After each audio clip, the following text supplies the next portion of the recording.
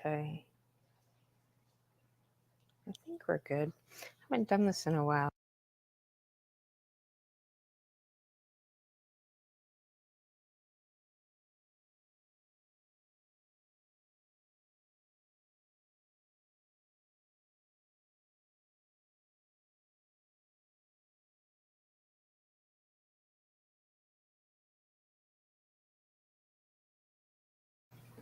I was muted.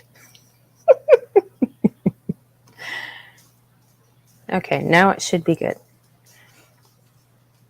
I just wanted to say hi to Woody and JR and Odin. Actually, that's so true. Meritocracy encourages us all to be our best. Diversity, inclusion, equity does not. That is so true. Hey, Timothy. Manletopia, how are you?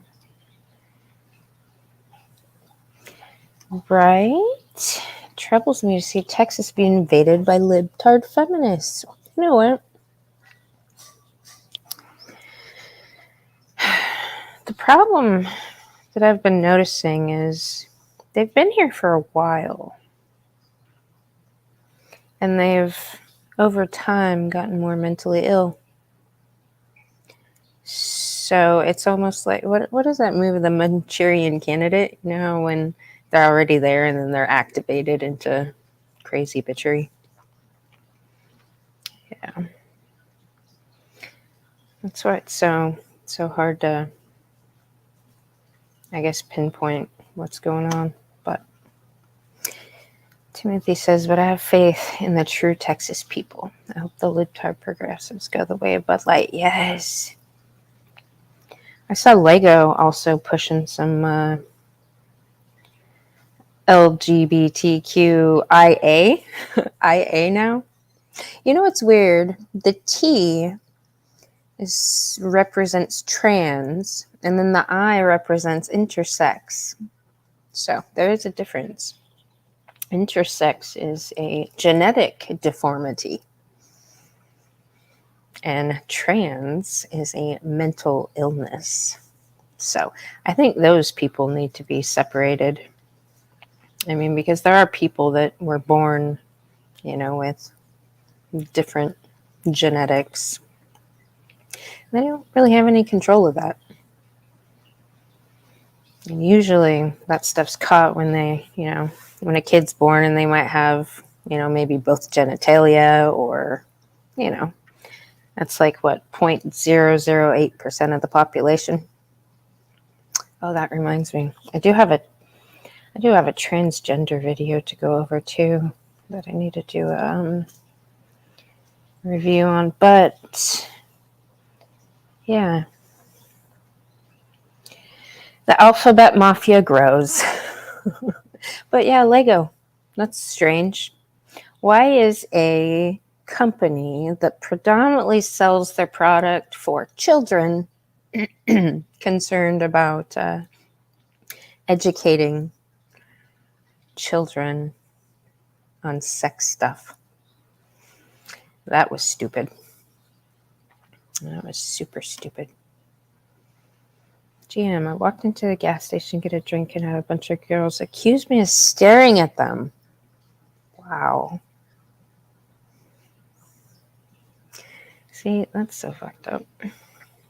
And as a very young man, Manletopia,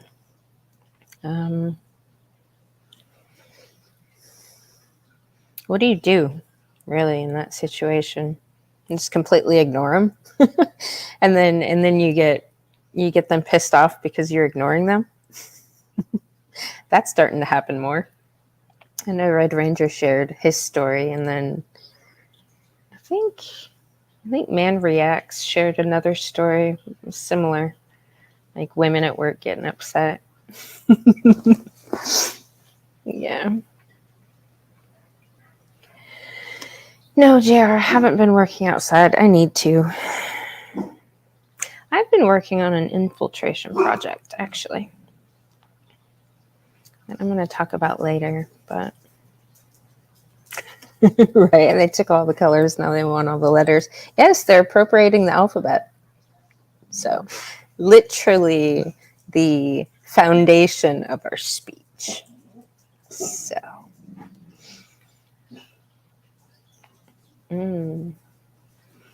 yeah, it's been really crappy out lately. My weeds apparently love it in my yard. Need to figure out some weed control.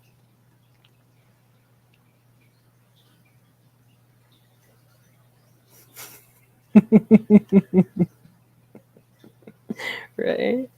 All right, I have some stuff to share. I don't really know where to start. I know I want to point out some nonsense at Texas A&M. Oh man, these feminists are so upset. They are so upset that these diversity, inclusion, equity policies that they've been pushing for, at least 3 decades are, for one, backfiring, and for 2, going away in Texas. Also, their tenure, these university professors, their tenure. If this thing passes, anybody after September will no longer receive tenure, like ever. So all the stupid idiots that relied on the security of the university tenure, for their job security, they're not going to have that safety net anymore. So, but let's see. Let me start with actually some local stuff, because this is relevant. Because this is the kind of shit that, I see all over. But this actually happened here locally. And somebody at work sent me this.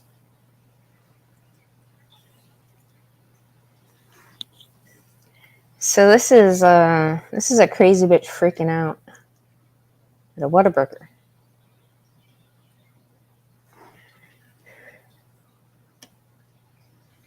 I'm gonna stay here. Fuck you mean? Want my motherfucking shit like that? You just backing up fucking burger. The fuck you mean? It's not my fucking money. You gonna get my motherfucking refund? Fuck you mean? Can't turn this bitch out.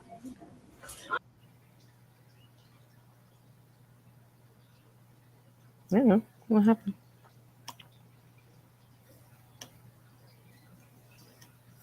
It stopped.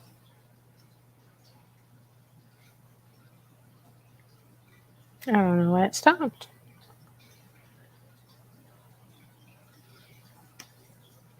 Let's try this again. Let me open up another one.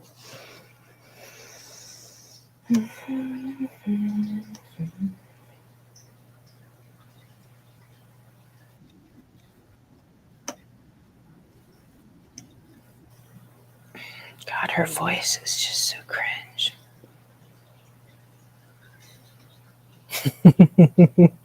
There's a spike sexual harassment case going up in big multi-conglomerate companies. Glad I'm out of the mountains, away from the sheepies. I'm surrounded with birds. Yeah. All right, let's try this again. This is nuts. The kind of fucking entitlement, man. You gotta hear what she is fucking complaining about and wanting a refund for. Want my motherfucking shit like that? You just backing up fucking burger. The fuck you mean? It's not my fucking money. You gonna get my motherfucking refund? Fuck you mean? Can't turn this bitch out. I'm gonna call you back. What call you back? Yeah, call you back. I'm gonna stay until the motherfucking cops come. Y'all gonna give me my motherfucking refund. I don't want my motherfucking cheese stacked up like that. She said, I don't want my cheese stacked up like that. She's freaking out because her cheese was stacked wrong. This is local here. Look at all the people just kind of standing around like, oh God. That's what I don't want. Got me fucked up. How did you do? You get these motherfucking bitch ass right, but you gonna give me my refund? All right. So that's I don't give a fuck. You She just called him a white bitch. Yeah, why does she sound familiar? Well, because all these crazy bitches sound exactly the same.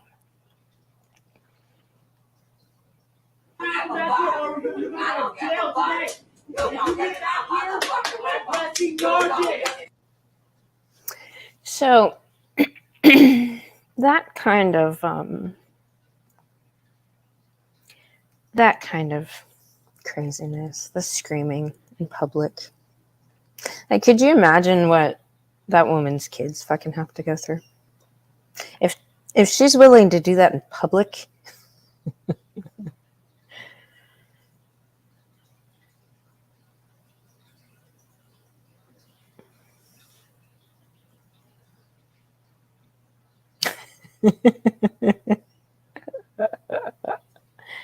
Yeah, she does. She does sound kind of raspy like her. Speaking of the crazy bitches, you know what? I'm gonna move on to that because I've been keeping an eye out. Because there's this war thing happening in the MGTOW space that was brought on by, I guess, Trandy appearing on, was it Bullets' stream?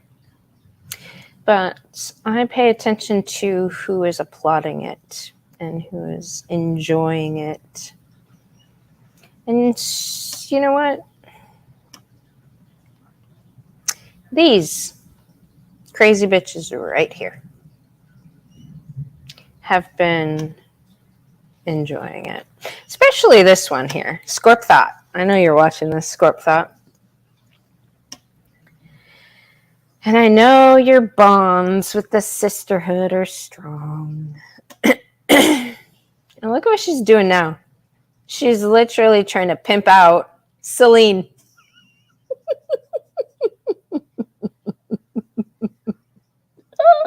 Attention, decent gentlemen who are looking for a good girl to wife up. This is 23-year-old Christian virgin Celine. Yeah, there's a reason why she's a virgin. I mean, she is a feminist, but there's more reasons than that. See, last time I actually had any encounter with Celine was when she was on Chris Mitchell's chat. And Chris and Hermit and all the guys were talking about, their personal stuff and, what they do. And she decided to, try to hold them accountable for their fucking speech. So I fucking kicked her ass out of there because she had no business there to begin with. And I told her that. And I told Sam P that. They had no fucking business over there. So, yeah. If you don't see that, there's something really wrong with your eyeballs. Oh, as you can see, she's a natural beauty.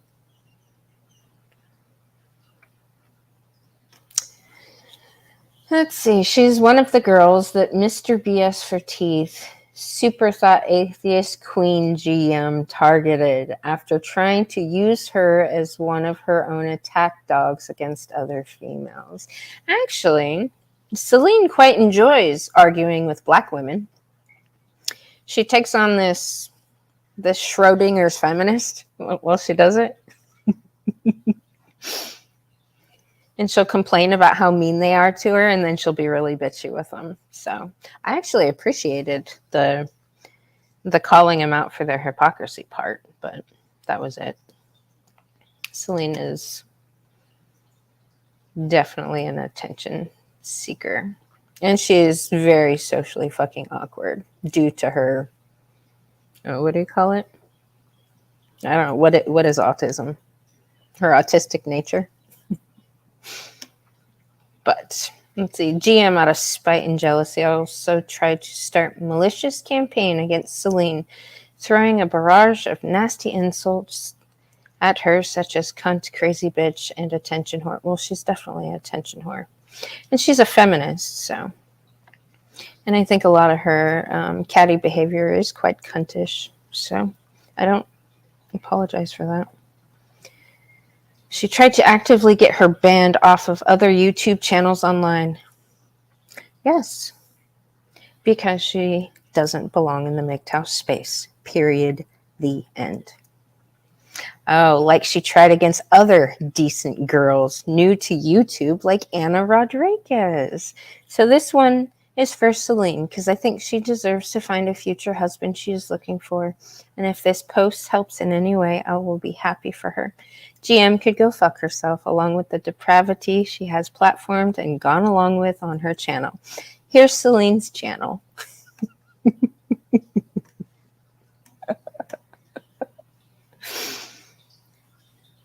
Scorp Thought's not an INTJ. I'm sorry. She definitely is not. She's just LARPing as a fucking unicorn. Yeah, cybertoxin. You know, I've thought about that. I know Alice enjoys his white knighterly, but I think he does it because he wants to, not because she asked him to. He's caused a lot of fuckery in this space. I know certain people like to think he's a righteous brother, but he's one of the biggest male feminist flat earthers I've ever seen. So, Scorp Thought? Oh, I don't know.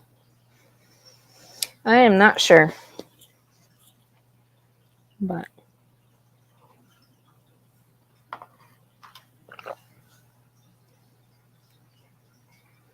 yeah. Hello, Lawrence. Good to see you. Yeah, it's been a while. I've been busy on a big project. So, Scorp Thought's super happy about the infighting, I noticed. And it's just trying, here, ladies, what you vote or don't vote for matters, applies to men as well. Blah, blah, blah, blah, blah. Repeal the 19th femmes are chameleons. So-called anti-feminists who are pro-abortion rights are feminists. Blah, blah, blah, blah, blah. Yeah, I think it's just trying to...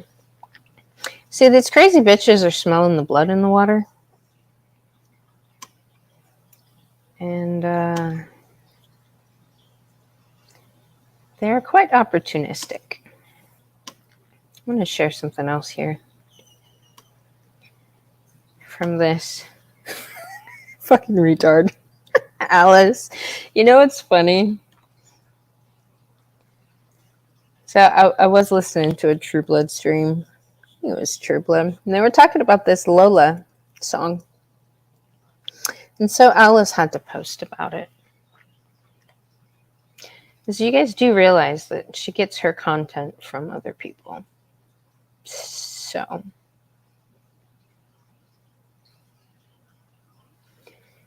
she also hates bullets. And is obsessed with bullets and Contriver, which originally she didn't like Contriver speaking out against feminism, for one, and talking to the guys in their little gulag group about, laws and MGTOW philosophy and whatnot. So she accused him of being a pedophile. That's what crazy bitches tend to do. Little reputation destruction.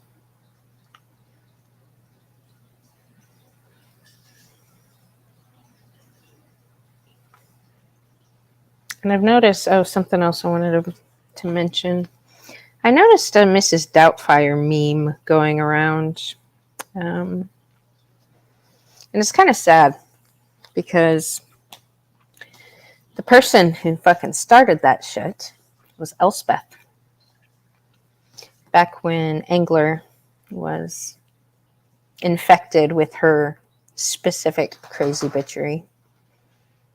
She started that shit. Angler carried it on. Then I saw Hermit take it on. And now I see John take it on. So when I see things like that, I'm like, You guys are literally just puppeting crazy bitches that are causing you guys to fight. Hello, regular degula. All right, I'm gonna stop with that one. What else do I have?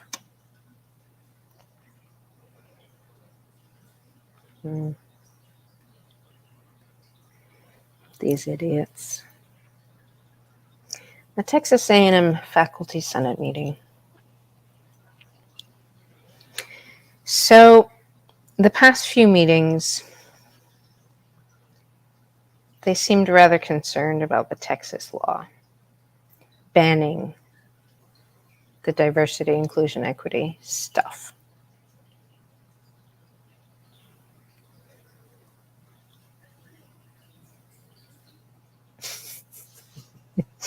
Yeah. So I want to play this bit, and I'm going to do a little bit of dissecting here, because these crazy bitches are worried, as they should be. I don't think they realize what the consequences in our society have been due to such policies. So, update on the OER report. We appreciate it. We'll move on now to speaker comments. Colleagues, I want to begin my comments today on a pessimistic note, but I intend to end on an optimistic one. First, for the pessimism, I know many of you are concerned about the way politics is impacting higher education in general and Texas A&M in particular. There are proposals to ban all discussion of DEI on campus, as well as a budget rider that denies state funds for DEI activities and offices. There are efforts to curtail academic freedom by limiting what may be taught or discussed in the classroom, as well as a proposal that would eliminate tenure for those who do not have it by September 1. This saddens me tremendously for the potential impact on the university and ultimately on the welfare of the state. I must note, however, that there's still 2 months left in the legislative session, and there's much time for things to change, both for the better and for the worse. While we cannot lobby as state employees, we are also private citizens who can communicate our concerns. I suggest you follow the advice of AAUP and other state organizations as we move through the next 2 months and do that. As we approach the end of the semester and the close of the 40th session of the Faculty Senate, I want to remind you of two. So,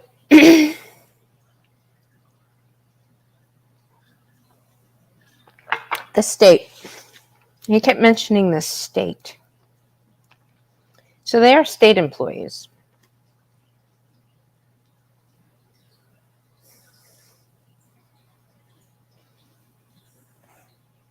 So these laws will effectively stop them from doing stuff, which they're complaining about their academic freedom, which doesn't really make sense to me. How they can be okay with indoctrinating young women into fucking hating men, like into their feminist cult, right? So they're okay with that. They call that academic freedom. But now that there's going to be rules put on them to where they can't do that, they're upset. Now, that's exactly what they've been doing to other people, though. Like all these stupid work mandated trainings. Like, they have been state mandating stupid shit for a while. And it's just coming back to them. Yeah, are they boomers?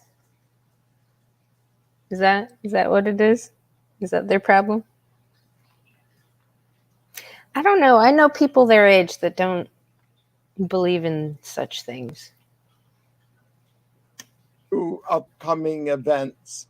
We will be holding our spring reception from 5 to 7 p.m. on Monday, April 24th in the Hotel and Conference Center on campus.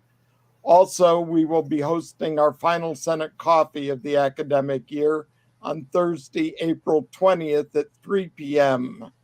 We changed days and times at the suggestion of some of you in the hopes that others will be able to attend. Additionally, I want to thank those of you who volunteered for the Senate Task Force on Collegiality, which I'm in the process of naming and charging with reviewing the climate for APT faculty. Sadly, issues continue to rise that convince me we need to improve conditions for our faculty who carry a large teaching burden. I want to wrap up my comments today with a reflection on the workshop that we co-sponsored 2 weeks ago with Counseling and Psychological Services on the topic of supporting students in distress. Listening to the questions and responses over 2 sessions, one face-to-face and the other via Zoom, left me convinced of the value of workshops like that and our leadership in that area. The dozens of faculty we reached were left with thoughtful ideas about ways to approach struggling students. Take me, for example. I have a student falling behind, so I sent an email after the session to ask how they are doing and saying that I was not only concerned about the class, but how they were doing overall. The student stayed after class last week to talk to me. They repeatedly said they were floundering and didn't know whether to stay in school. Clearly, they were having a tough time figuring out what to do with their life. I suggested the students schedule a meeting with an advisor and with CAPS to talk to a counselor. They said they had never even considered CAPS, but would do that. At the end of the discussion, the student turned to me as they were putting on their coat and said, I saw that email yesterday and knew that somebody cared. That meant a lot. The workshop changed my behavior by encouraging me to act proactively and to inquire about the student's well-being, not just the missing assignments. And the result is it may have helped a student too. That's why I believe that the Senate, by engaging in issues surrounding the mental health of those on campus, is providing yet another valued service to the university. Although it may not seem like it some days, you are having positive impact. Please don't lose sight of that. So what I got from that story was they had a workshop with counseling service who are feminists. And they're going to be encouraging more and more students to go, I guess, funnel them towards the feminists. and they're using their feelings to get in there. See, I've seen this quite a bit. Like doing what I do, I've seen a lot of students and a lot of young girls. And most of them that I've ever seen that actually don't want to be at university, and they're just taking courses and classes that they don't even know that they're going to use later. They got encouraged or demanded that they were going to go by their parents. And that's kind of what's messed up about this. The parents that already graduated Texas A&M University are sending their children to one that's completely different. And I don't think they listen very well, like with the changes of their behavior. I mean, they know something's wrong, but I don't think sending them to the counseling services is gonna help them. It might help them stay in school, which is what they want, because they need the attendance or whatever. But hello, Primo. How are you?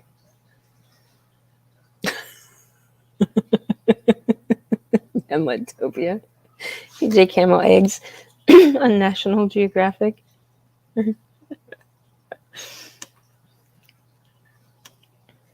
Now for the minutes of the March 20th meeting. 10th, consider the consent, which can be there.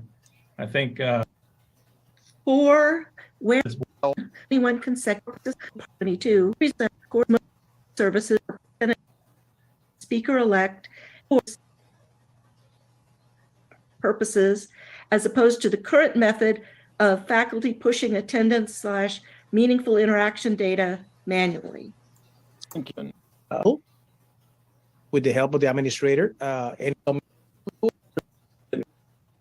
Looking for the committee of the whole.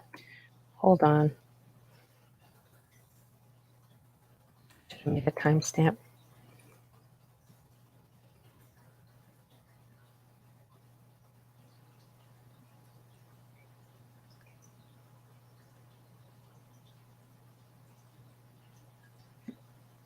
And that's, you said 18? Yeah, you are correct. That's Both the the chancellor and 10-year president said it's going to get This department. With no other new business on the agenda, I now invite Speaker-elect Hammond to take us into the committee of the whole. Thank you, Speaker Rice. I want to begin by asking if there are any positive actions or items of concern that are occurring on campus related to diversity, equity, and inclusion and accessibility.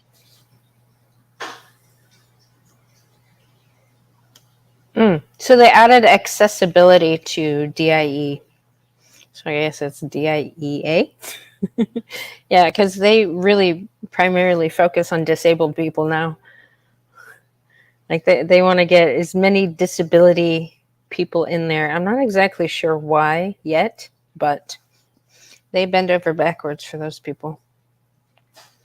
Hello, Zale. How are you? Hey, Braxton.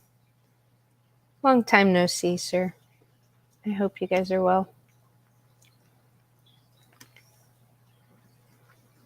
And nobody has Tracy. positive.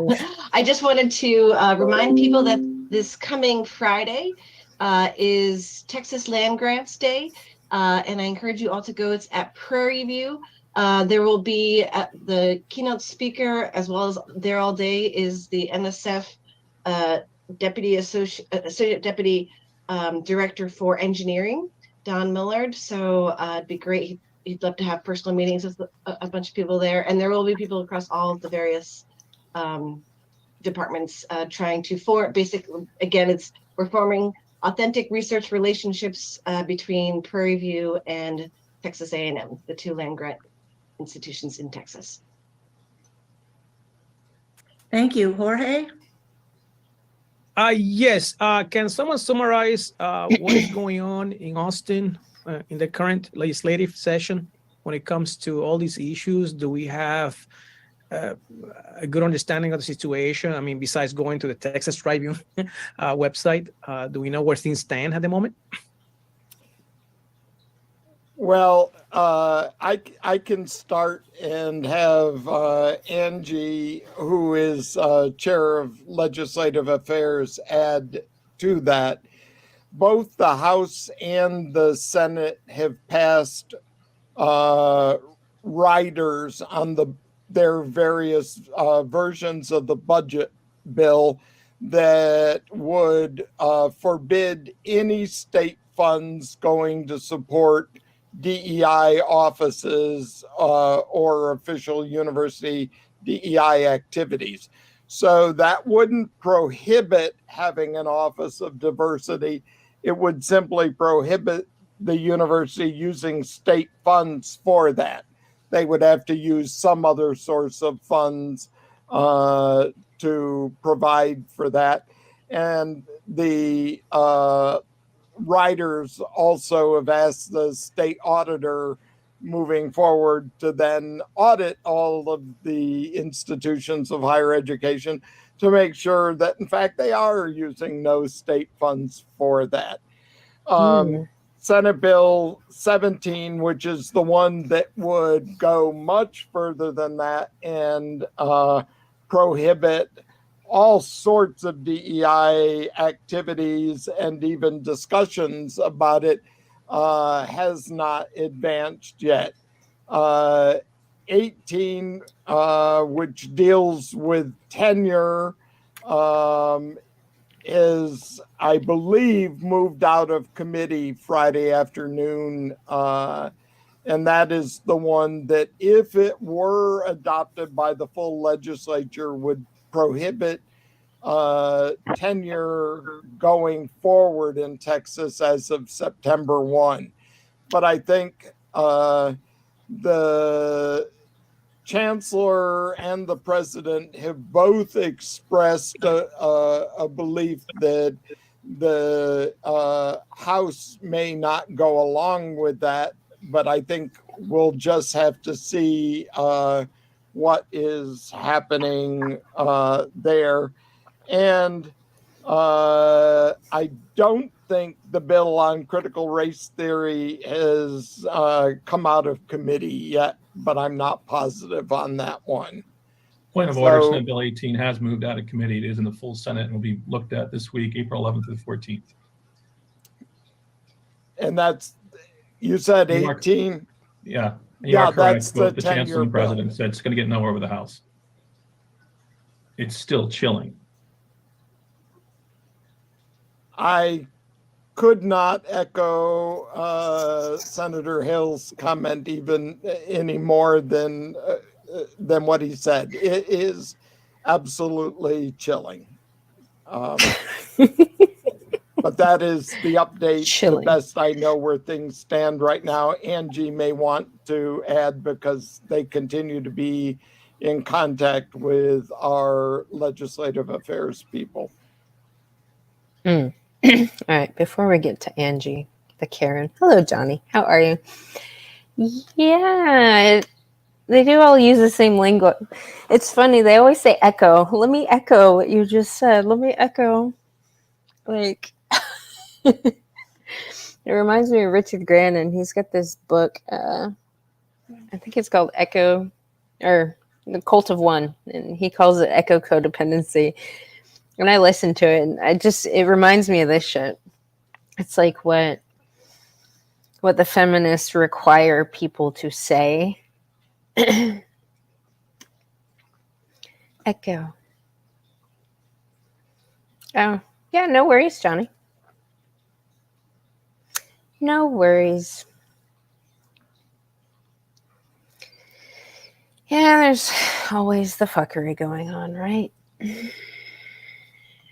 And it'll continue to go on until the fundamental issue gets fucking resolved. So, these groups will keep splitting up. It's part of what the societal collapse. Yeah, it's going to keep collapsing as long as people are divided. So,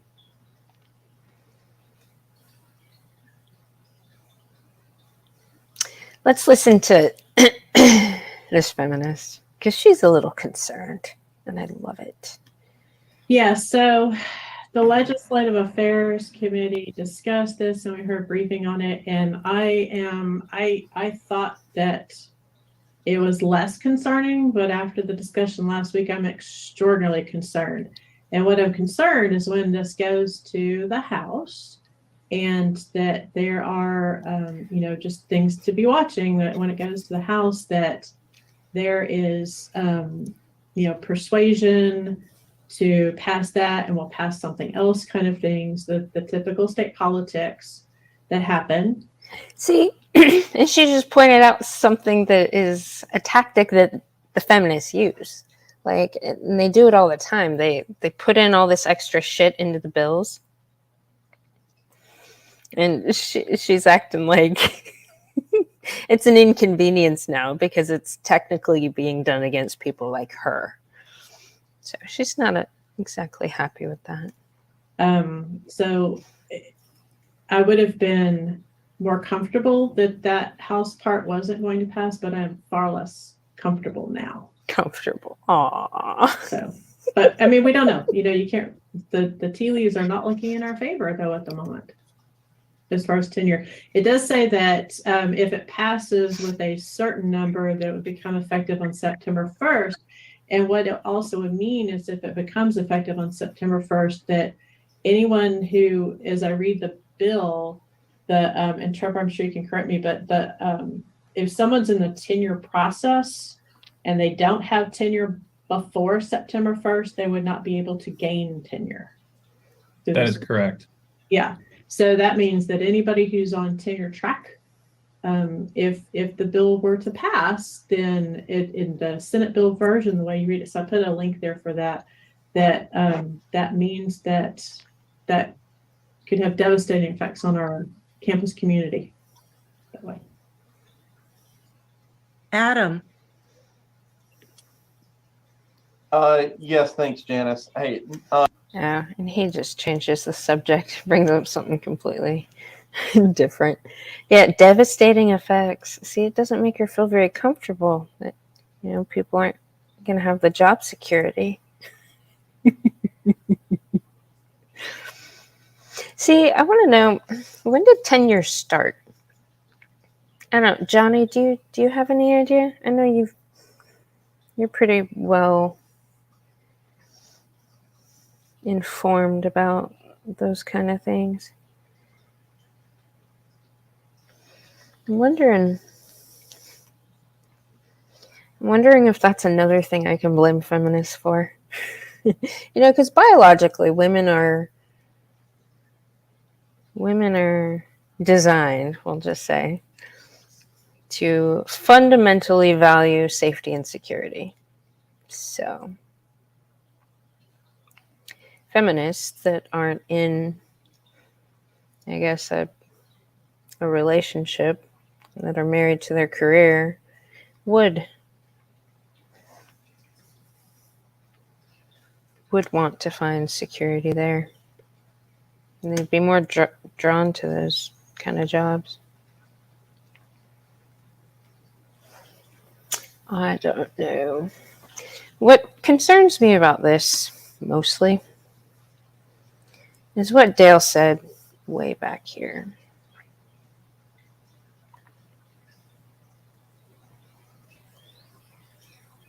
The state. These people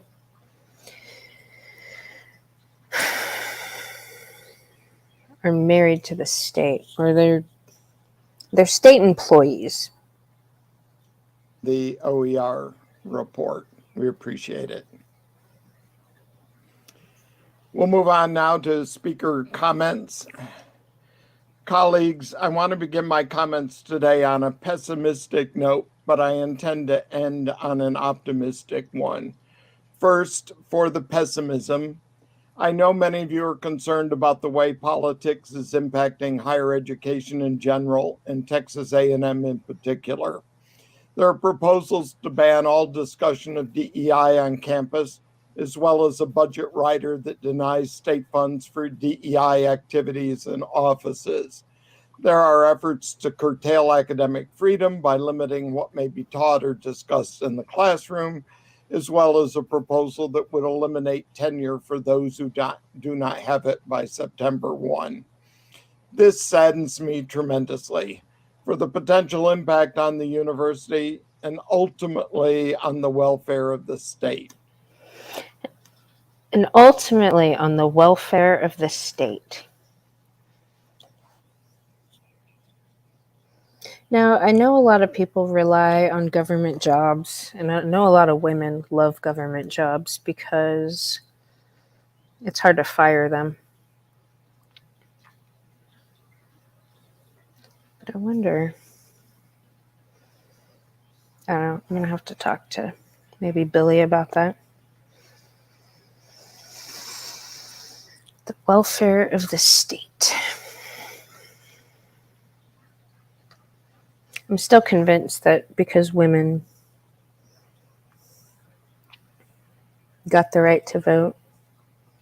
That's how the government grew so much.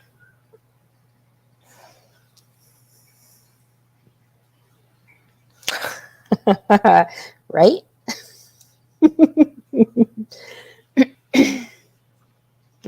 Veiled threat? I don't know. Billy, I'm going to send you a link. If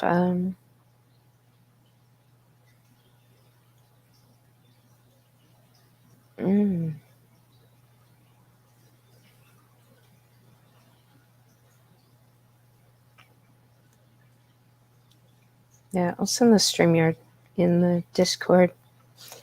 If you have time to join and talk about this, because I don't get it.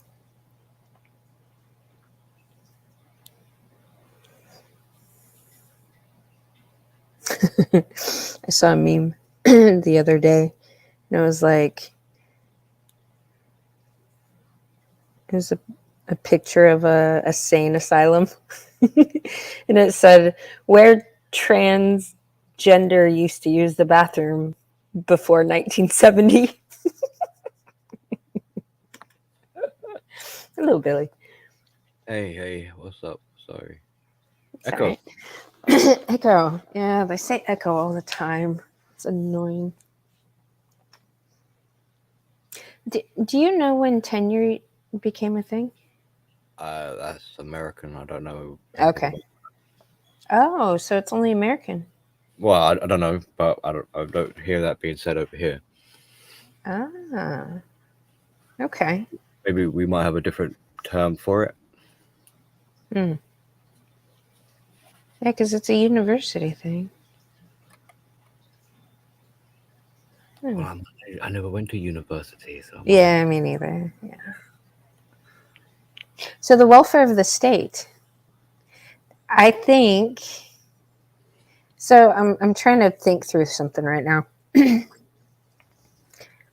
because we kind of tend to focus on group identities and ideologies and all that kind of stuff, and how a lot of people will, in a mentally ill state, identify with a group over their individuality. But it's got to be because these people are state employees, right? So I think they're saying welfare of the state as opposed to like a personal individual welfare. Well, he starts off questioning the sort of the reliability of the state, kind of sort of shits on them a little bit.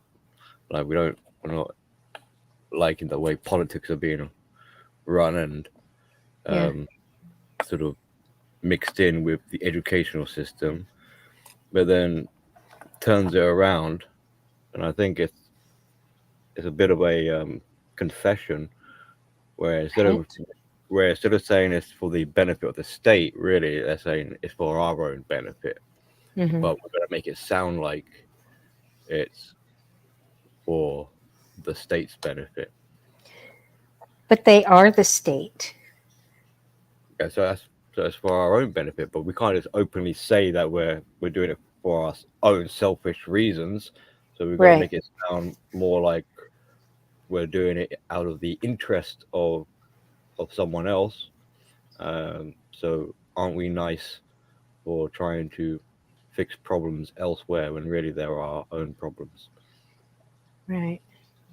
It's a little bit like it reminds me of, say you got a abusive relationship and then the abuser is saying to the victim something along the lines of like, basically like, even though I'm hitting you, I'm helping you. Mm-hmm.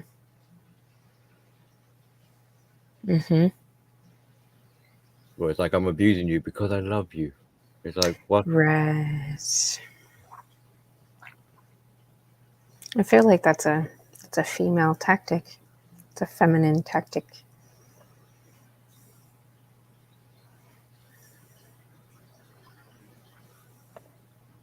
Did you did you watch that video? No, I don't think No. so. Okay. The video, the Richard Grannon video, or is there a video you showed earlier? Because I only popped in not so long ago. The Richard Grannon one about no. Sorry. Okay. No, about how social media creates what does it say? The title is like fascism, communism, and something else. Collective ideology or something, or collectivism or something like that.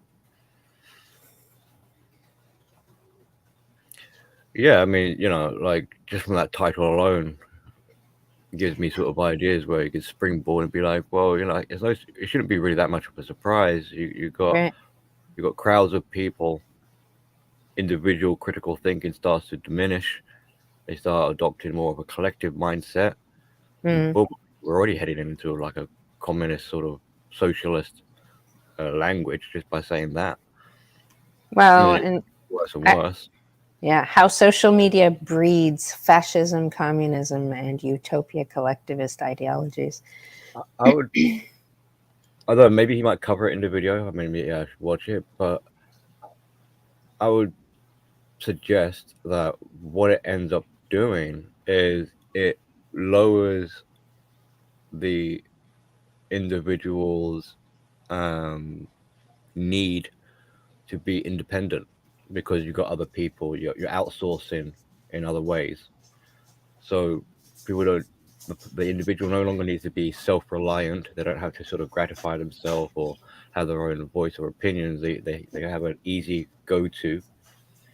Combine that with the sort of addictive qualities of social media, and it eventually starts to suppress the individual's like fortitude and independence, like I was just saying. Yeah. So it makes them more vulnerable and opens them up to being impressionable, persuaded, coerced. And that at that point does the sort of communism elements start to replace what was once there. Yeah, the addictive nature of it. It's so fucking weird. And younger, like at work, I run into this all the time. People that are there on their phones fucking constantly. And I don't get it. I mean, just the other night, like I went up to ask one of them a question, and he's supposed to be doing his job. He's got this list of orders he's supposed to be pulling. And I went to ask him a question because one of the customers had a question and needed help. So I was trying to find somebody, because it's not my job. But I walk up to him and he's leaned up against a box and he's got his paperwork, but then he's got his phone out and he's on TikTok. And I've seen people do this. Like they'll open up their TikTok and then they'll just kind of stop what they're doing and just fucking zone into it. It's fucking weird. Yeah, it's the lights are on and no one is home, so it's it's a form of escapism. It's the new, not just a go-to for all your answers or for outsourcing your needs, but it also provides you the instantaneous kind of answer to all your problems and becomes a parental type figure. It becomes your friend, it becomes your lover, it becomes your parent. It starts to replace you as a person, and people get bent out of shape if something happens to their phone. If they lose their phone, it's like their life has come crashing down. But they have no problem with damaging other articles of possession. Like if they broke their keyboard, no biggie, they'll just go online and order a new one. If they broke the microwave, no problem, I'll just go and order a new one. If they broke their phone, the earth has stopped. The earth has come crashing down. So it is held way too high, and the attachment they talk about, like attachment styles in relationships. Forget all of that. You got the attachment style now to the phone. So Yeah. It takes, but it replaces people. well, yeah, and it replaces the user at the end of the day, as well. Eventually, Yeah. where it with what purpose do you have as an individual person when your phone surpasses you? Right. You know, and then things like because of the memory capacity, then people become more and more lazy. They're like, "What's the point? I don't need to remember anything. I can just look it up. I don't need to remember fond memories. I have it already as a notification. It will kind of remind me for me.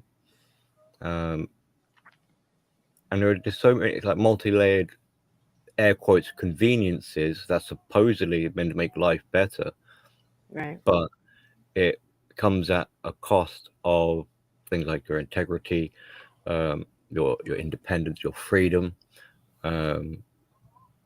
and just so much more. Your esteem. Yeah, definitely their freedom. They're like slaves to this fucking Yeah. device. Yeah. I don't get it. I just, and it's the young people. Like it's all the young people. And it's like a lot of them don't even really talk to each other. They're just phone. No. But the thing is, for the younger people, this is normal. This is normalized. So Right. it doesn't, like, for people like me and you and others in the chat, we're kind of a bit perplexed by how this phenomena has taken hold. Like we have to kind of like actually sort of look into it. But for the Yeah. younger generation, it was part of their upbringing. Yeah. So nothing out of the ordinary. I mean, I have seen some people our age that are Well, very much yeah, same boat. yeah. I mean, yeah, and older, like older parents and generations or whatever. So it's not a Yeah. like guarantee just because you're older you're exempt. Right. I mean, if you're not addicted to your phone, like I don't have a smartphone, but you could say my addiction is on a desktop PC instead. Pretty much the same, not far off.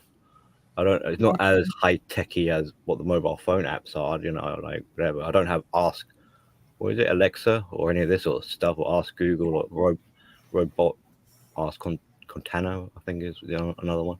All this AI interface type thing. Yeah. Yeah, the interface. By the way, hello, Bob. Good to see you. I hope you're well. And the more people become entrenched in this technology, bit by bit, meaning from their life starts to disappear. Right. That's why it's like replacing them as a person. It's like, well, why am I even here? The phone is far more important than me myself. I'm just the operator. Right.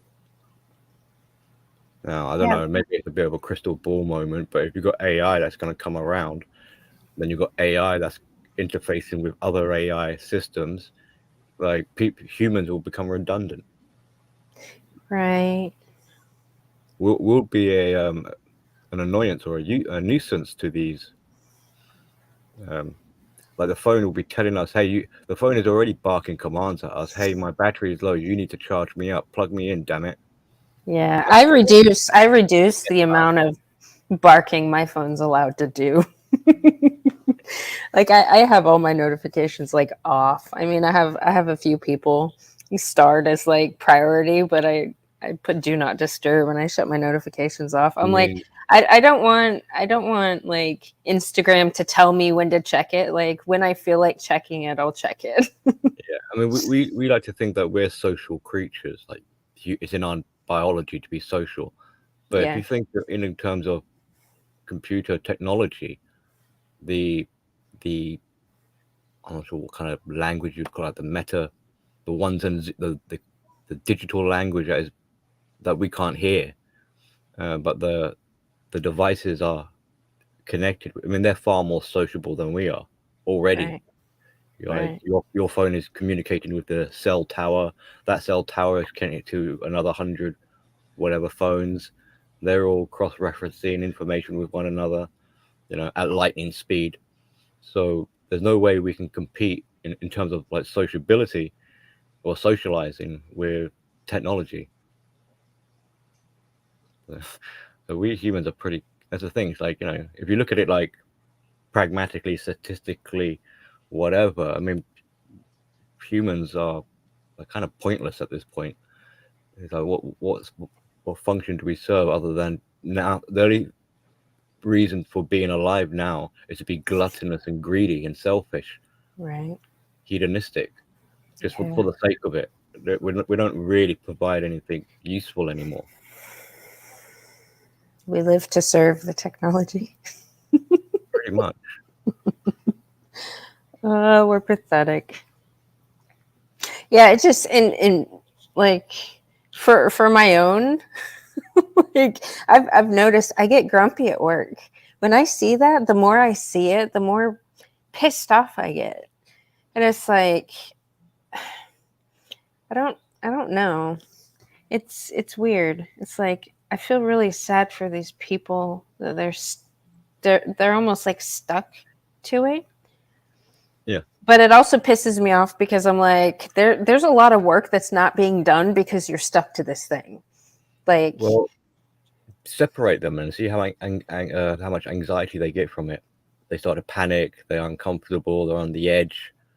So they become more neurotic and depressed if they haven't checked their, So, beknownst to most of them, they don't quite realize that the phone, on top of everything else, has become their emotional regulator. In a way, it's become their therapist. Right. A bad one, but I mean, they go to their phone to feel soothed. Yeah. Yeah. Especially when they start getting into this like subscriber and like sort of fetish. Fetish. Well, pretty much. Yeah. Like, oh, I got a subscriber today. It makes me, my endorphins have increased. I feel the flood of hormones rushing to my brain. Yes, I'm buzzing now. I'm on a high.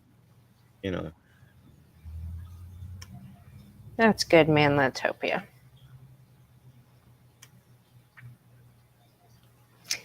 Yeah. Boomers are addicted to typewriters. Yeah, what happened to those days, eh? Typewriters. Yeah, right. Yeah, in this video, he kind of goes into how social media breeds. Well, when I see the word breed, I'm like, yeah, because social media is a feminine realm. Well, one of again, I don't know if he mentions it in the video, but if he does, then I'm just backing up what he's saying, sort of thing. But one of the tricks for it to spread is the false promise. It's the I have a solution. So if you've got people who are failing to meet their sort of daily requirements, that they're failing to tend to their own needs and self-care and things like that, and then you've got and the world becomes more and more confusing to them. They find it harder and harder to socialize with people. They're more and more neurotic and depressed and lonely and isolated.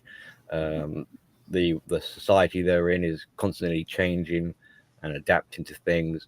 So no wonder it's making their heads spin. So they're becoming more and more vulnerable and exposed and impressionable. And then along comes supposedly a new way of looking at things, like a solution, a so-called like epiphany, then they're going to latch on because it's like a life raft at this point. It's like, save me. Oh yes. So feminism, if you notice, a lot of the time the way they kind of promote it as if it's a savior. But feminism has taken me places when nothing else has before. I can't live without. I'm grateful. I serve feminism because it's done so much for me. It's liberated me. I was caged before, and feminism freed me. It's like no, and really we know now that it's done the opposite. So it's that false promise, false hope, the Trojan horse, that kind of, you know, all that sort of stuff. And so it's not just a case of being duped by the con artist, but the victim is willingly, actively wanting to make the exchange, as I like to now and again bring up, to make that transaction. So it's a kind of two-prong attack. You know, it doesn't take much to lure. Like if you got, you know, don't accept sweets from a stranger kind of thing with children, or stealing candy from a baby. It's that kind of ease of predation where the predator doesn't really need to do much. They just need to have a bit of candy and then just rely on the victim's own impulses and urges and desires and wants and whatever. The victim in a way does most of the legwork in enslaving themselves. Right. Like the prisoner, the prison warden opens the cage, puts a little bit of candy inside, and it's the victim that just walked in there willy-nilly off their own and even shut the door on themselves. Right. So it's an easy job for the ones who are puppeting and in control or leading the new way, kind of the feminism or the communism, you know, the upper echelons of society. Oh, and obviously because they're lazy themselves, they don't want to have to exert too much Right. to get their supply and fuel, because Right. it takes some of the quantity of. It's like maximizing your investment. Like if you're having to put in money of your own, you're not really maximizing your return. Right. You might be making some profit, but think of the profit if you didn't have to pay anything. Right. You know, and that's basically what the elites are trying to do, is make people become your own worst enemy. And then also they can transfer the accountability, be like, we didn't do this to you. You did it to yourself. I didn't make you go out and buy a phone. You went out and bought a phone. Mm. You know, and don't forget to subscribe to Billy the Goat. Right. Yeah, he pretty much, he was talking about, you know, how people get collectivized and how the whole group identity thing, and how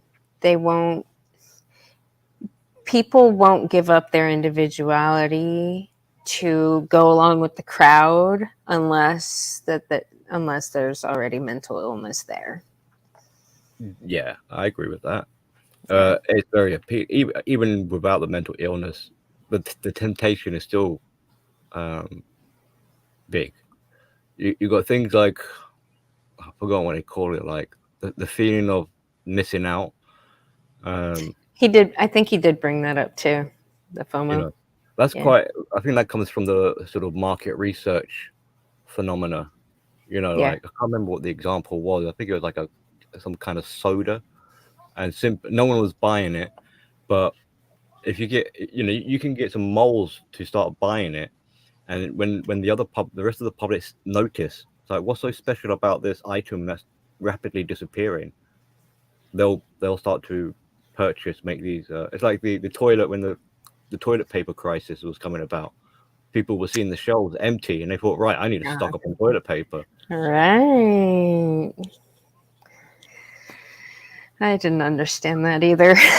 And you would think that these are mentally sound people, and from their point of view, they're making a wise decision. They're being cautious, they're being careful, they're being prepared.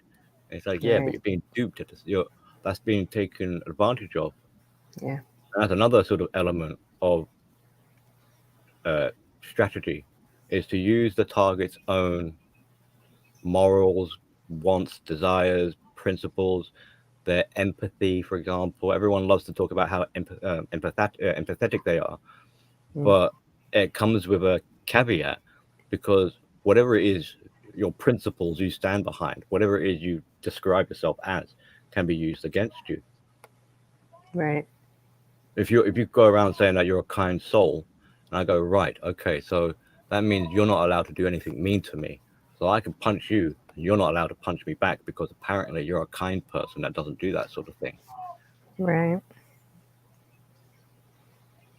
You know, so be wary of the virtue signaling.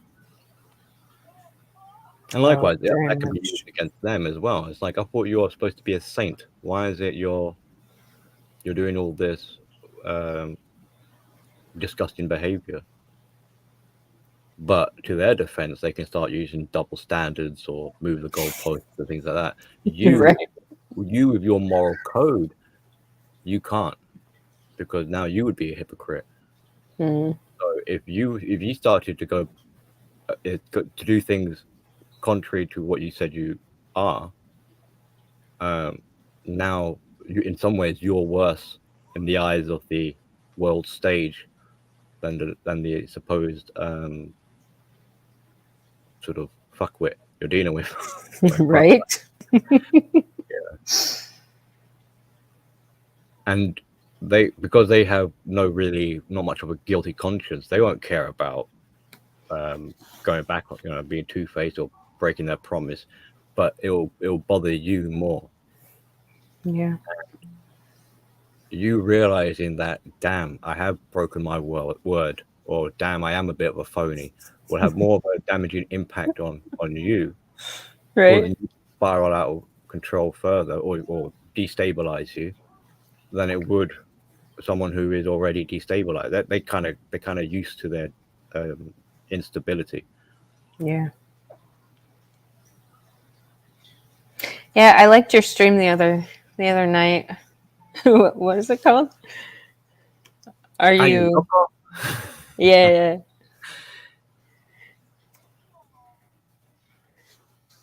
Yeah, I forgot there's other things I wanted. There were some big points. I was like, I can't believe I didn't even mention like Mhm.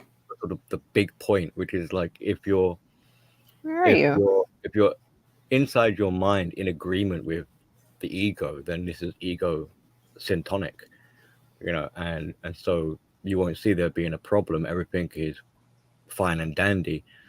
It's only when we step outside of your mind and become dystonic do you realize that you don't like the way you're thinking.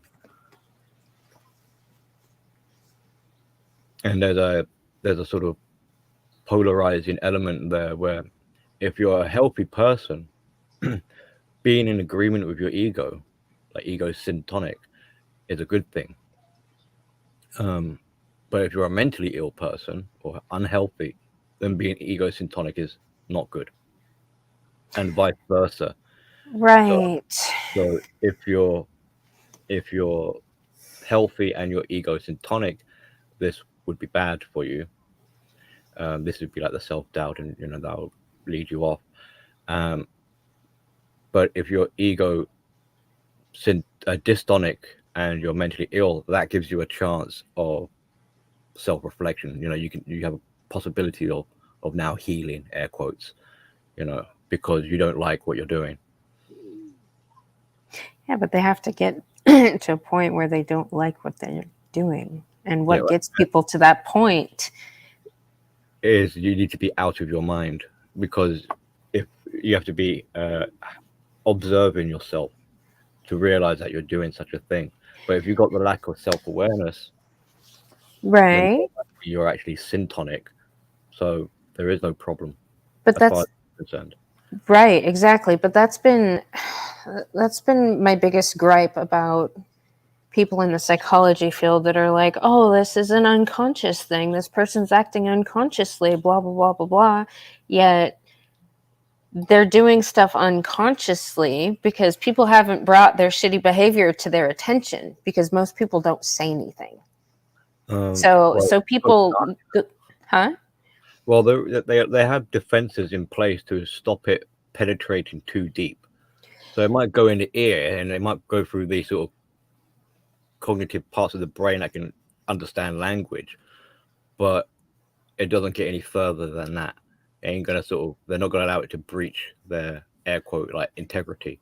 But if people were used to getting honest feedback in proper socialization, it wouldn't be that much of a problem. I mean, say you're going about your business to, you know, like the typical fucking feminist who, you know, gets her way everywhere she goes, is fucking plays all these fucking games, and people feed into it. Then she has her group of friends that all applaud her shitty behavior. You're going to see more of that shitty behavior. And then you have one person in your life that you come across. It's like, no, it's like, whoa. But if that was more people, if that, well, yes, and I understand, I do appreciate what you're saying, because that is part of the way of managing on a societal level historically, things like this. So yes, there is like some truth to what you're saying, but the effort and degree, the time, the resources, combined with the obstacles to overcome, is pretty immense. I'm not saying it's impossible, right, because they might now and again have fleeting moments of like, shit, you're right, I am bogus, I do bad things, maybe it's not really good for me. But it's almost like as soon as they have that moment of realization, it gets thrown aside. It's like, yeah, but I can't help it, I'm going to do it anyway, you know, or like, well, I've gone this far deep into it, I ain't going to change now. And that's why these mental illnesses become like characterized as rigid. They do not want to wane. Is that the right word? Wane, wither and wane. Or they don't want to sort of sway at all. It's going to be like a die hard. Like, if anything, I'm going to double down and make sure twice as hard that next time something like what GM is saying comes my way, I will be on guard to deflect it immediately. So even though you gave them a moment of supposedly realization, of reflection or awareness, in a way you've actually made them, the message that comes to their head is more of a case of, I need to be even more ego defensive so that this shit doesn't happen again, so I can carry on being the way I am, because I'm reluctant and lazy and whatever, I don't want to change. right. If anything, I'm going to make her change instead by signaling to her, don't you be doing that again, otherwise I'll punish you for making me have to think. You know? So you see how they play these sort of internal games. You've got denial, they've got the deflection, they've got blame shifting, they've got silent treatment, ghosting, you know, distance, proximity, like stay away from GM, like she's bad, and they'll class you as toxic. She's a danger. Yeah. If she identifies you as a crazy bitch, your life is over. Yeah. And then they'll run a smear campaign, triangulate other people, so that your influence doesn't spread. We don't, you know, we need to contain this toxicity. So there's more investment in trying to go against what you're saying, even if in the corner of the recesses of the back of their subconscious mind, there is, I mean, in a way, there was always this element of like, of truth that is being caged up. Because they do have a self-awareness that they're sort of faking it to make it in life. They do that imposter syndrome. But part of that delusion is to cover that kind of realization up, and that's why it's such a delusion and a disorder. Even if they had the awareness and perhaps the desire to be like, I really don't want my life to be like this, or I really don't like how I behave. They've got this obsessive compulsive. This is why a lot of time, and me, even myself, will say they can't help doing it. It's like an itch they have to scratch. So their abuse that they inflict on other people, to a large degree, is a way of them regulating, is self-medicating. They feel better when they're abusing people. It's satisfying that urge. Right, which is strange. I mean, but just temporarily. That's why they have to keep doing it. Yeah. It's a quick fix. It's not. No, yeah, exactly. So if you want more sort of reference material for what I'm describing, look into like ADHD, or obsessive OCD, obsessive compulsive disorder. People who like wash their hands for hours on end because they're convinced there's bacteria, and their hands are bleeding. They wash the skin off their hands and they're bleeding, but they can't stop it. They have to do it, because of this humongous urge that needs to be satisfied. Yeah. Yeah, I liked your stream. It was cracking me up, Billy. I don't remember. The Avatar is super I wasn't funny. making that many jokes. Oh, the Avatar. No, I think it was cracking up because I kept thinking of so many different things while you were talking. I was like, wow, that looks exactly like this and this and this and that. Everything almost. Which is strange. Then it makes me question my own mental health. Well, good. We should all be questioning ourselves. Not to cast sort of necessarily like doubt and paranoia, but just to verify that, there are. It's the upkeep of maintenance of self-care. Yeah. Like you might be like, oh yeah, I am being a bit neglectful with my boundaries. That seems to be a big issue lately. Maybe I need to redefine, attend to them, etc. And in turn, what's connected to your boundaries will be your sense of security. So then you can ask questions like, am I feeling threatened? Do I feel like I'm in jeopardy here or something like that? Am I on the edge? And then if you have this realization, I do feel a bit anxious and on the edge, then you'd be like, well, then there's no surprise I might be a bit reactive to certain situations, and maybe that would be a signal to me, because I feel this would be a signal, a message for me to I need to relax a little bit. This is getting a bit carried away. So it's this kind of utilizing the sensory information that a person is, that you are or a person is receiving, and not being so quick to be like, just because you see a little bit of smoke, it's like, right, call the fire brigade. It's like, whoa, someone's just having a barbecue. Right. Calm down. Yeah. Yeah, I've been a bit irritable the past couple days, but just being in a culture that's, Oh, thank you. but a bunch of people, most of the people at my work don't give a flying shit about their job. They don't care about the company. Most don't care about the customers. And for some reason that bothers me. And I can't get down to the core of why. Yeah. Well, that's the humanity element being stripped away and killed out of people. Excuse me.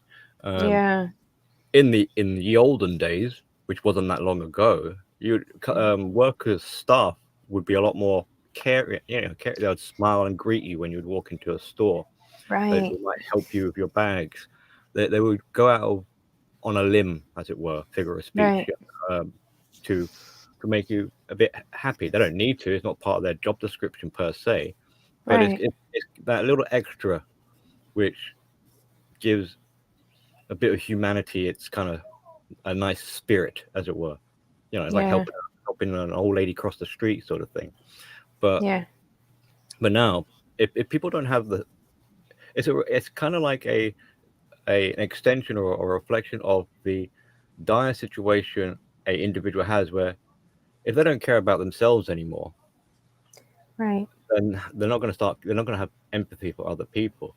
Right. They're not going to really go that extra. It's not even like extra step to them. It's like, this is going out on a not just out on a limb, but this is going above and beyond, like going an extra mile. When it's not really. It's just having a bit of mannerisms. It's like, it's saying, instead of just saying like, hello, good how may I help you? Is there something you're looking for? It'd be like when I say, I stole this one from the Canadians, in particular from this TV show called Due South, The Mountie. If anyone's Mhm. watched it, it was a show I really enjoyed. And when he said thank you, he would say thank you kindly. So when I say thank you, I try to remember, be mindful of it, but to put that extra effort in, just to say one word, just an extra kindly. Right. And the amount of times people have come back and said, Billy's like well spoken, like, or very respectful, or polite, or or something like that. And it's like, it's not that hard, really. It's Right. just a bit of courtesy. Yeah. You know?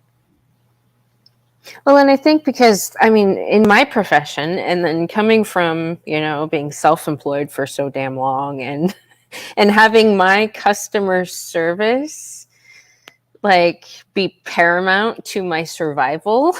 I Yeah. mean, I don't know. I mean, there's because I also care, I try not to let people know how much usually, but I care about people, and it's like, I care about doing a good job. And, Well, there's a word for and it, or a term, customer relations. yeah. So you have a relationship with your customer. Yes. I mean, you could look at it as a kind of capitalistic, because it's like it pays off to have a good relationship with your customer. You build loyalty and familiarity and things like that. But it's not just that. It pays off in life to have good relations with people. Period. So it's kind of like a win-win sort of thing. Like, there's nothing wrong with having customer relations. Yeah. And this is how you end up having situations where you might have forgotten your wallet, and you go to we would call it a newsagent. I don't know what you would call it, like the convenience store, something like that. Or maybe you might go to a restaurant, and they're so used to you that they'll be like, "Look, you can pay us next time," or we'll make these exceptions.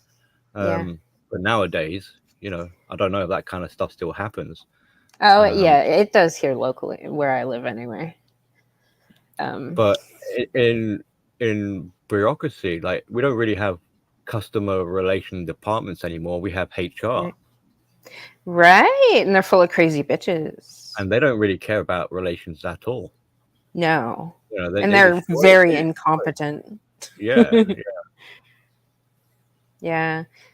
It's so weird because I work nights, and there's always day people. There's always some overlap, and I go out because I work in the back, but I'll go out on the floor, like bringing stuff out or whatever. And fucking yesterday, because I'm not quiet about stuff. Like, if something needs to be called out, I'm gonna call it out.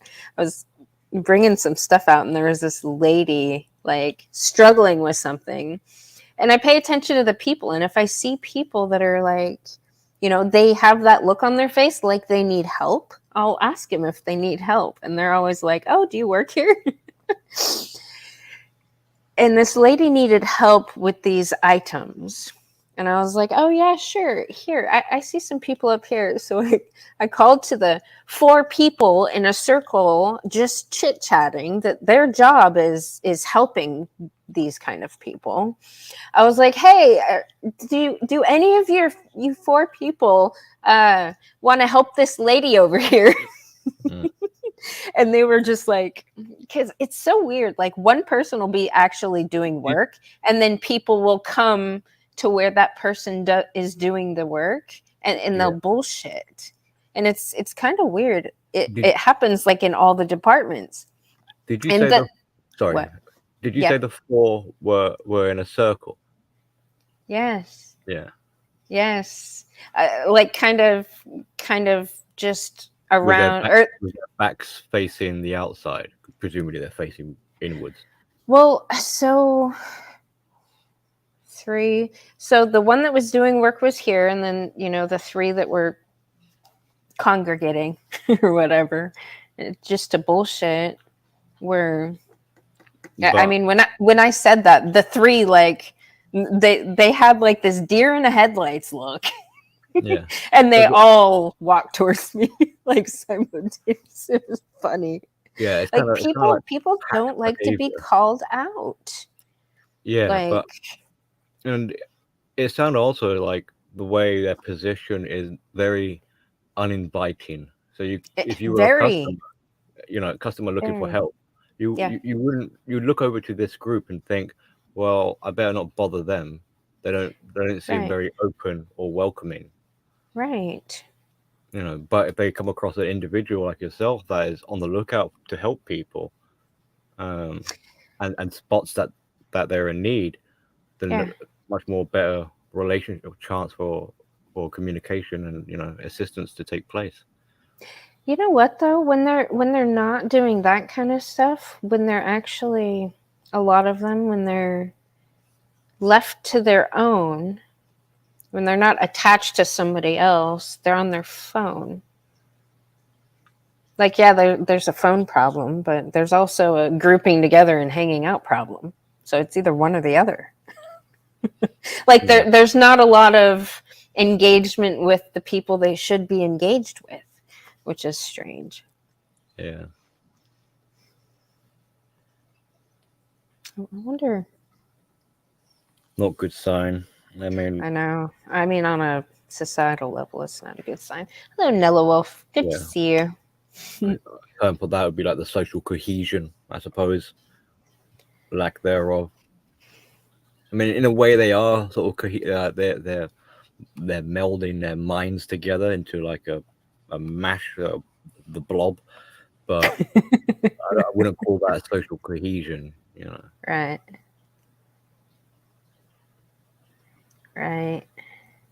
Yeah, there's just so many feminists, man. Even male feminists. I'm like, ugh. And these kind of devices and these groups, they Mhm. amplify the problem. Mhm. Because sometimes I thought you were close to saying if you get them on their own, it's almost like being unplugged now.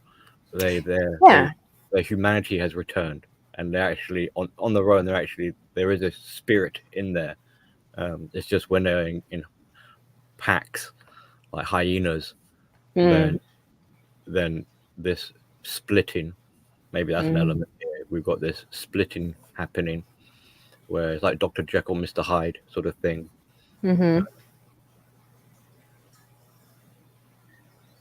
Maybe you've got DID, dissociative identity disorder. So you've got the individual identity, which is like humanity, which is wonderful, but then you've got the collective identity, which is taking Yeah. over, Yeah. and they feel more belonged, or they feel more accepted in a group than they do on their own. Yeah. I've noticed that elsewhere too.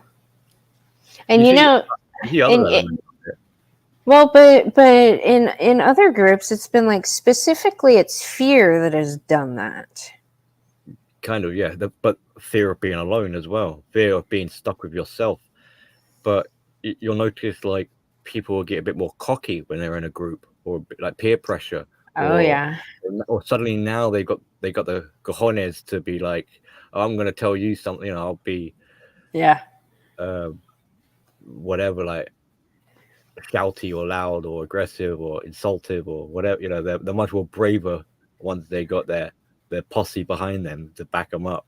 Oh yeah. Actually, something like that happened the other night. Oh my God, there's this girl that fucking does jack shit. I've never seen her do anything every time I've seen her. And she like follows people around. She follows around the management, like the supervisors and management, like a little puppy. But she's kind of toying with somebody in my department emotionally, and I'm not a fan of it. But she's always distracting people. And so she had her little group, and she was back with her little group, distracting people that were trying to work. And I told him that, like, what the hell are you guys doing? Like, why are you guys back? Like, we're trying to work. And I was like moving something. And as I'm walking away, she's like, yeah, well, at least I'm entertaining. And I was like, dude, we don't need entertainment. We're at work. They just shut up. And I don't really know what happened after that. I think she was looking for her group to back her up. Her little striptease. Woo, get the $100 out and start throwing. Yeah, right. It's like I don't know. I think fundamentally I have a hard time with the whole earning money and not working for it thing. Yeah. So when I see all these people like doing nothing except hanging out on a clock, like Don't get me wrong. obviously these people have never fucking owned a business or written anybody else's paycheck before. Yeah, It's I mean, like, it's one thing having fun while you work. You know, don't get me wrong. You know, yes, making we but can have lots to be of fun but while you work. yeah, but to be tossing around is Yeah, but to have the fun and take away from the work, I'm not cool with. Like, no, yeah. And then yeah. when if the higher ups, I mean, it's happened before, like in some of the jobs I've had, and when the Yeah. higher up kind of be like, "Come on, you know, we don't like what we're seeing here. We need more output from you people." They get butthurt over it. Right, right, Oh man, you mean I have to work? It's like, duh. That's why you're here. right, right, right. Exactly. I mean, that kind of sly sort of, it's almost like a subculture that has developed where people almost have this expectation. It's like, haha, I got the job. I know there must be some perks here somewhere. There must be somewhere where I can kind of cut corners, or I'm going to get a free lunch, or I can clock in whenever I want, or something like that. There's a gap in the system that I could kind of take advantage of it, and it's just, I would hate to be an employer because of things like that. Yeah. No. You have to pay Yeah. for unproductivity. Yeah. Oh, I did that. I had a salon for 3.5 years. I put up with that shit. And when I decided to fucking close it, I was like, I am tired of babysitting adult children. Yeah. and then paying them. Like, it made no sense. I mean, that was one of the things that I was noticing at my kid's school, where it's like, you've got these teachers are on strike, they're unhappy about their pay, but then when they have a meeting, they've got a buffet of food, nice cake, coffee, they're all sitting around at the meeting table, yum, yum, yum, oh, you want a cracker? You know, offering. It's like, gee, there you guys are complaining that the school's got no funding. Right. You're eating the funding. Right. Yes. Yeah. But excuse me for a little while. Unfortunately, my kid is still awake. I heard her. Yeah, I heard her. So, and if you don't know what time of day it is very extremely late. It's 12:30. Yeah, I'm like, I'm gonna burn in hell for this. No, dude, Billy, it's fine. She doesn't have school tomorrow. No, but still, like, she's been arguing with me. I've been trying to get her to go to bed, and she's like, I ain't going to bed. I ain't sleeping. I'm just like, come on, please. She's on break though. So, no, yeah, it's okay. Well, it's the thing we're talking about, like being disconnected from society. Is also like disconnected from reality. She's off and she's not on Earth at the moment. She's in planet internet, whatever she's doing, like YouTube, or I think she's playing Roblox. So she's in a virtual world. Yeah. And she has no concept of time anymore. Time doesn't exist.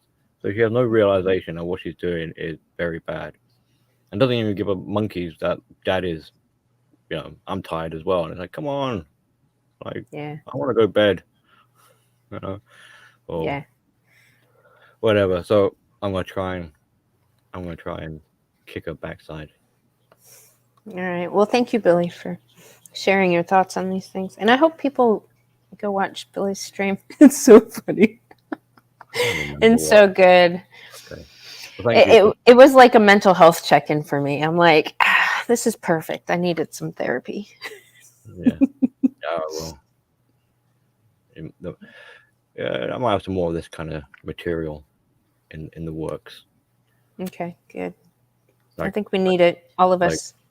Like the title could be like, "Who do you think you are?" Yeah. I like the questions. Like, damn it, Billy, stop it! You're hurting me. Don't hurt him, Hammer. No, you're helping them. It doesn't hurt for long. Yeah. Well, depending on how successful this mission is, Operation Go to Bed is. Maybe I'll be back. I don't know if you're going to be still streaming. No. I gotta start getting ready for work. Oh. It's a long week, so. Okay. Well. But we got to do this again soon.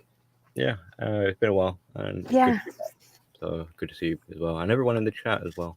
So I'll say adios, and until next time. Cheers. Arrivederci. Bye, Billy. All right. Yeah, it's 6:40. Did I have anything else to share?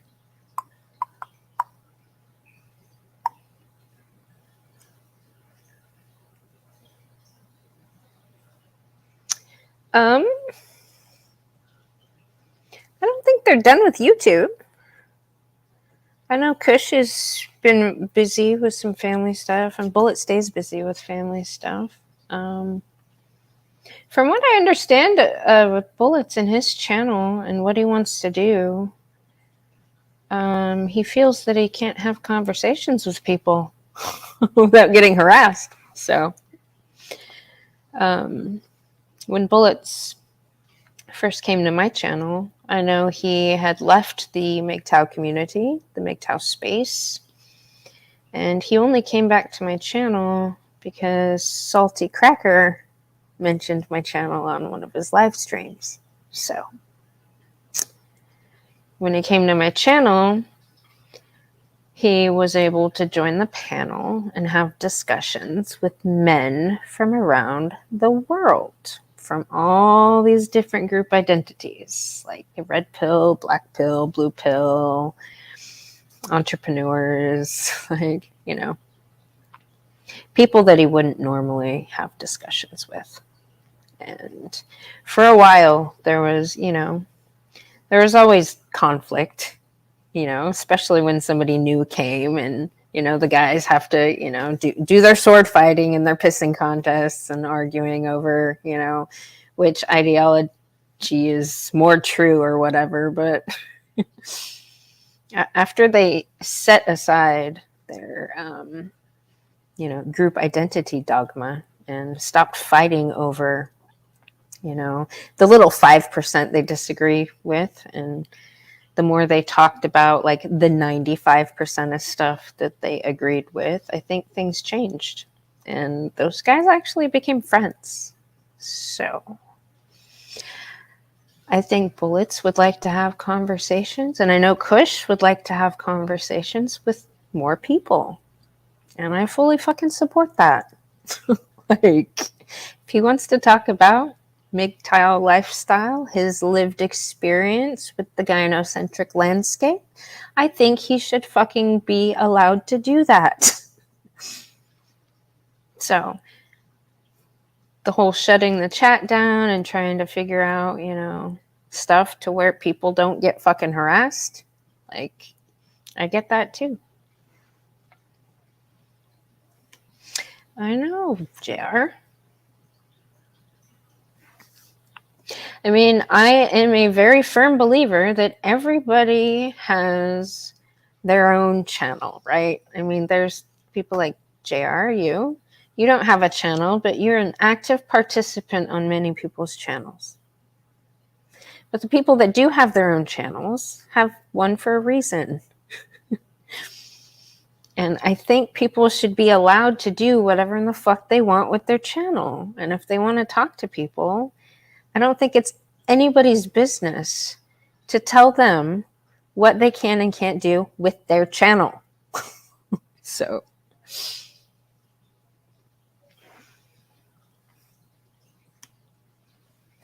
yeah, I know. There's a lot of good guys everywhere. Bullets and Kush are good guys too. So, I mean, I've been paying attention and listening to, what everybody has to say. And most of the people are saying the same damn thing. I just feel like they're talking past each other a little bit. So, and I've been warned by multiple people, like, to be careful, but I don't know. I feel like people's perception of what's happening or people's experience with an individual is not going to sway my experience with the same individual. So there's a lot of guys I respect online here. And I've had a lot of good conversations with a lot of people.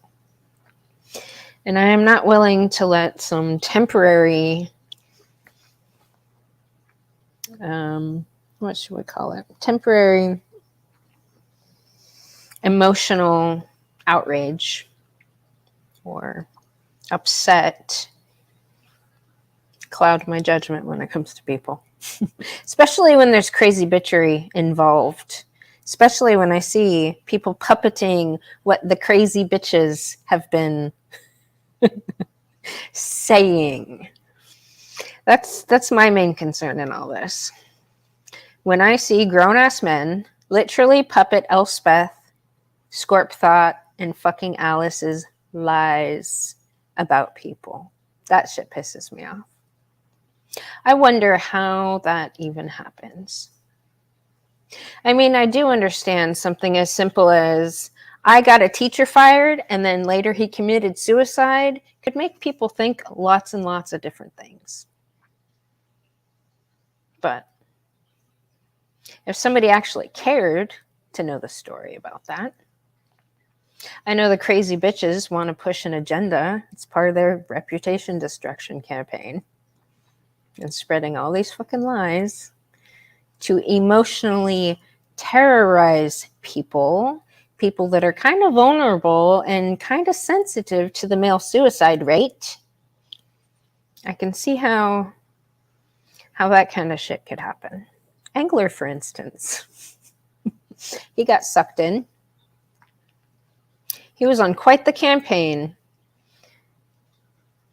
Video after video talking shit about me, Bullets, JR, Manlatopia, Kush, Contriver.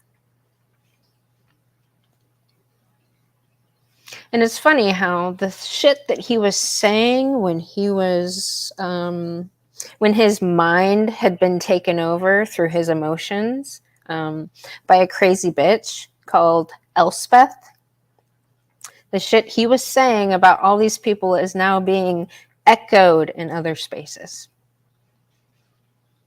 So people better pay fucking attention to that. So there's a lot, and it's disappointing to see.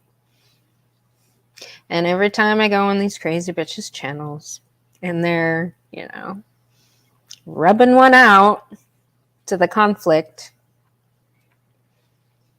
it makes me want to fucking puke. So,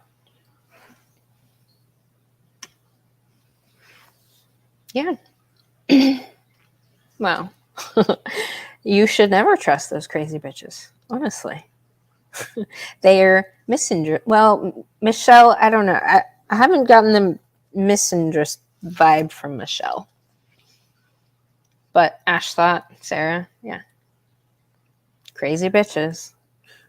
That's why they're on my fucking list. If anybody needs reminded, I have a list of misinterests right here. Alice, Missy, you guys don't know her, but she's from another space. Ash Thought, Elspeth, Raging Tomato, Miss Elite, Scorp Thought. This is Elspeth, Elspeth, Elspeth, Elspeth. No, Elspeth. Granny's watching. She's from a different space.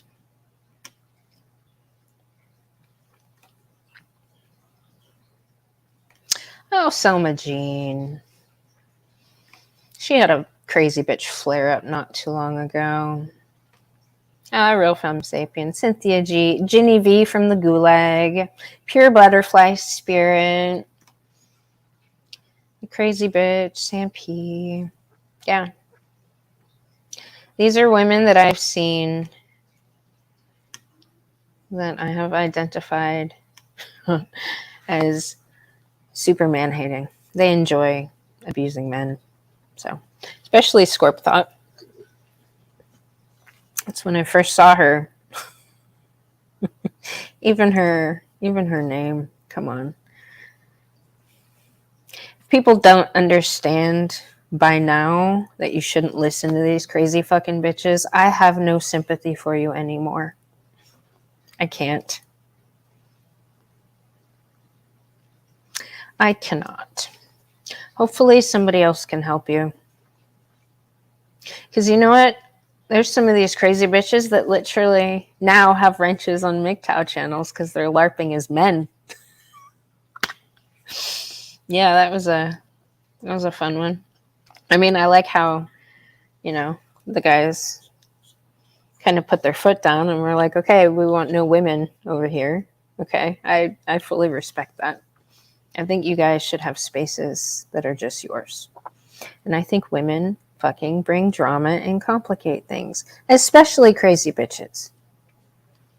Disrespectful, chaos causing crazy bitches. So I do understand men have 0 spaces anymore that are their own, that don't get fucking invaded. And I respect the men who say, I don't want women on my channel. I respect that they want to make a space just for men. But to take it further and go around and police other people's channels, I think that's fucked up. And I don't think people have the right to do that.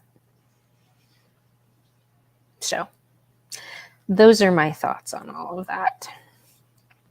I support all these channels and what these people want to do with their channels.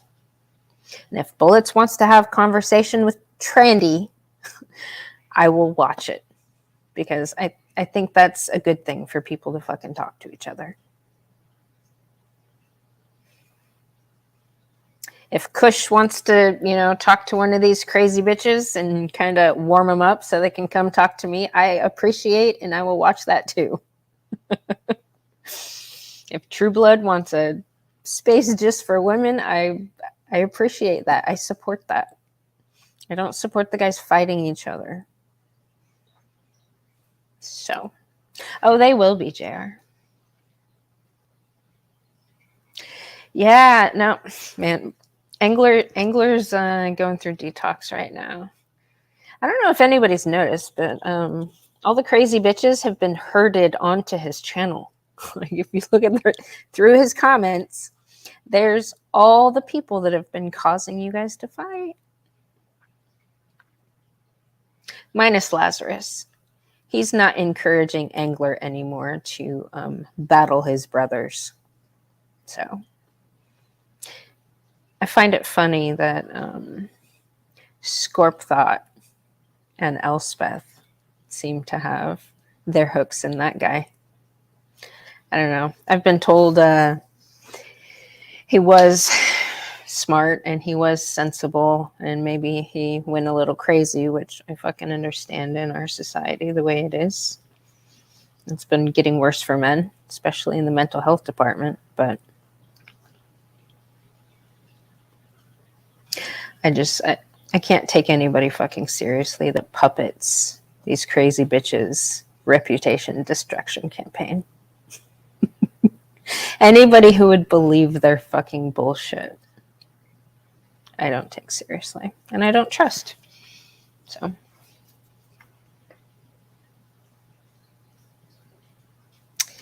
Yeah. I think they should have a conversation. The whole debate thing, I don't know. There's some history there that I don't understand. I wasn't around for it.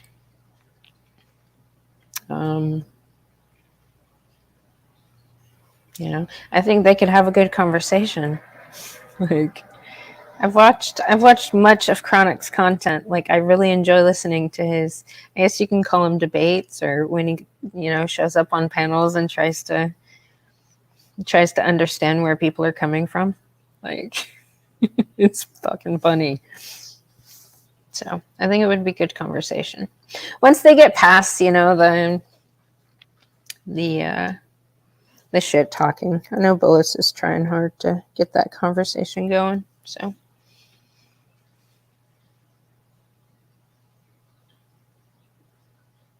But yeah, it's funny how all these guys that are fighting have so much more in common than they don't. And I know bullets can seem a little bitey, but his particular lexicon, and a lot of people I don't think really understand. So I might have to do some translating one day. Yes, the wall of shame. Yeah, I don't know. I mean, I've listened to, Lazarus's content. I've watched his comments. He says a lot of good stuff, but just like all these other fucking people, especially the feminists, like the ideas are right. There's so much truth there, but the target's wrong. Like, that whole time that Engler was fucking going, like, just making all of his videos about people, like, Lazarus was like, oh yeah, good job, Engler. Yeah, this stuff needs to be pointed out and blah, blah, blah. And, doing psychological dissections, because apparently he's supposed to be some kind of authority in the psychological realm. He's pointing the target at me, being, whatever, all these mentally ill things. Meanwhile, Elspeth's in the background fucking encouraging Engler to do this. And I tried to point it out. I'm like, wrong crazy bitch. And nope. So, whatever. I mean, he's right about a lot of things, but target's way off. So, it's fucking weird. Just like the feminists with their list of things that are wrong with society that, women did, but they want to blame men. Target's way the fuck off. Yeah. Hello, Pang. How are you? Yeah, bitey. Yep. It's just sad. I don't know. I am curious. I did listen to Hammerhand's videos when he was mentioning, I think, Kush, something about lesbian. Something about giving a lesbian a wrench on his channel. And I was wondering if he was talking about Harley or if he was talking about me and he was literally puppeting Alice and Elspeth. I find that funny. Alice accused me of being a lesbian because I criticized her. That's after she accused me of being a pedophile because I criticized her mothering. And Elspeth has been on that lesbian train for a while. So, yeah, it's just weird.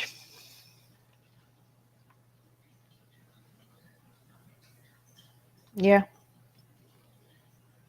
Lots of people have said a lot of things. Words.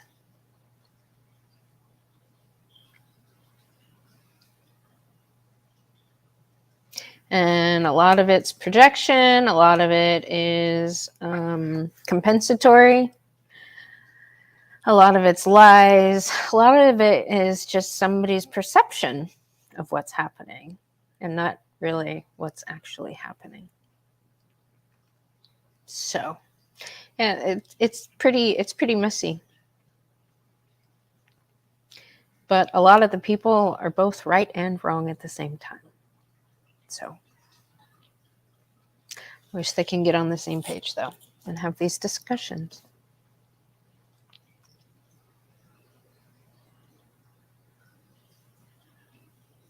Yeah, it's a lot of bullshit. Yes, Elspeth can go re.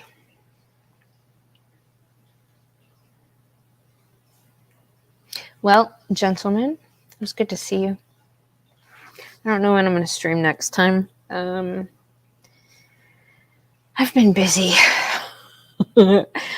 infiltrating a specific corporation to rid it of all the crazy bitches. So I actually finally made contact with one of the managers, the daytime manager chick that is next on the chopping block. Hey, Johnny. Yeah, it's so funny, these women in these positions of authority. I'm training, or I was training this new girl last night who's not a feminist. I'm glad. My boss fucking my boss hired 2 women. One's definitely not a feminist, and the other one is definitely a feminist. So, yeah, we just went into the office to grab these things that we use, these technology things, and I was showing her how to log into it, and I hear behind me, what did she say? Hey, girls. And I kind of ignored it, and she said, hey, girls. And I turned around and I was like, excuse me? And just looked at her like, what the fuck? Are you talking to me? And she's like, oh, yeah, what are you doing with those? And did you get them off of this? And blah, blah, blah, blah, blah, blah, blah, blah, blah, blah.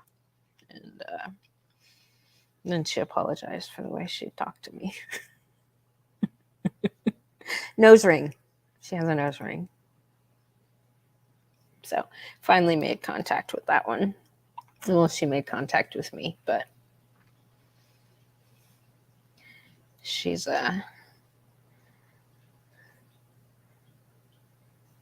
next. She has a lot of people that she's over that, like, the people that I fucking complain about are under her. So shitty management, obviously. That's why feminists have no business being in positions of leadership.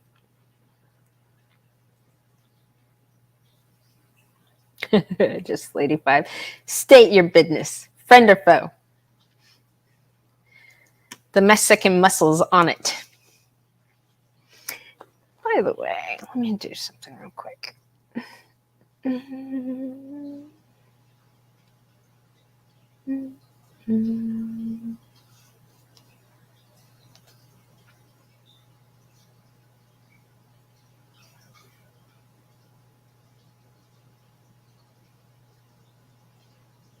All right.